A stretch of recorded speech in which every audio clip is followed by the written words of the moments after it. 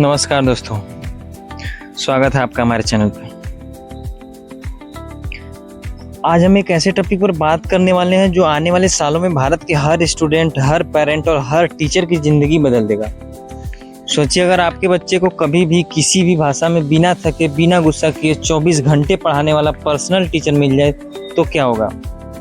जी हाँ, ये कोई सपना नहीं बल्कि एआई की हकीकत है। तो आज की वीडियो चलिए शुरू करते हैं, इंडिया में एजुकेशन और एआई का भविष्य। दोस्तों, एआई यानी जैसे कि इंसानों जैसी सोचने और सीखने की क्षमता रखने वाली मशीन, ये वो टेक्नोलॉजी है जो आज chat GPT, Google Gemini, open AI, कृत्रिम जैसे टूल्स को शक्ति देती है। लेकिन सवाल है कि एजुकेशन में एआई ज़रूरी है या नहीं, क्योंकि शिक्षा सिर्फ किताबों तक सीमित नहीं रही। एआई ने पढ़ाई को आसान, सस्ती और हर किसी तक पहुंचाने का रास्ता खोल दिया है। उदाहरण के तौर पर आज कोई बच्चा गूगल ट्रांसलेट से किसी भी भाषा को समझ सकता है। डुओलिंगो ऐप जैसे से कोई भी भाषा सीख सकता है। चैट जीपीटी और जेमिनी डाउट सॉल्व करते हैं, यानी पढ़ाई का पूरा तरीका बदल गया है। अब बात करते हैं भारत की शिक्षा व्यवस्था की। भारत दुनिया का दूसरा सबसे बड़ा एजुकेशन सिस्टम रखता है, लेकिन चुनौतियां भी बहुत हैं। Teacher shortage. यूनेस्को की रिपोर्ट के मुताबिक भारत को लाखों नए टीचर्स की ज़रूरत है। गांव में पढ़ाई के साधन और क्वालिटी की दोनों की कमी है। भारत में 22 ऑफिशियल लैंग्वेजेज हैं, लेकिन ज़्यादातर पढ़ाई इंग्लिश में होती है। बच्चों को कंसेप्ट से ज़्यादा रटने पर जोर दिया जाता है। ये सब मिलाकर बच्चों को ग्लोबल लेवल पर पीछे कर देते हैं।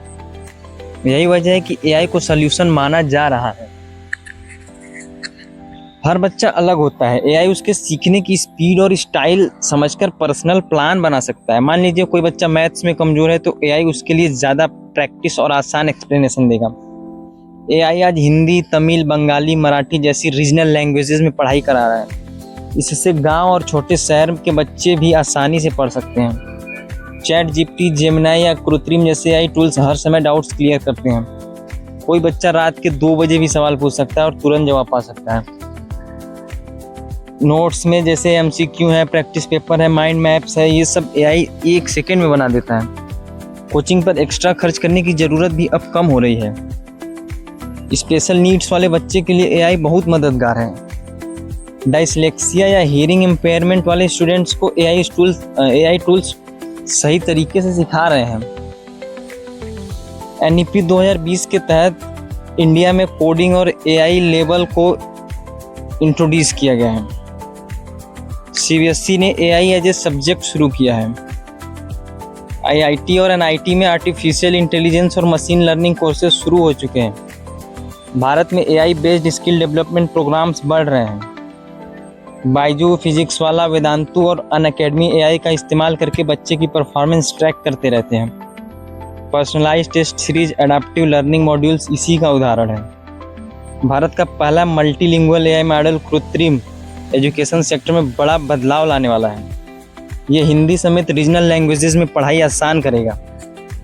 लेकिन दोस्तों, हर चीज़ के फ़ायदे के साथ साथ कुछ नुकसान भी होते हैं। एजुकेशन में एआई के कुछ बड़े चैलेंजेस हैं, जैसे कि चीटिंग और प्लेजियारिज्म। स्टूडेंट एआई से असाइनमेंट करवा लेते हैं, खुद नहीं सीखते। जॉब सिक्योरिटी में टीचर्स को डर है कि कहीं उनकी एआई नौकरी छीन न ले। डाटा प्राइवेसी में बच्चों का डाटा सुरक्षित रखना भी बहुत बड़ी चुनौती है।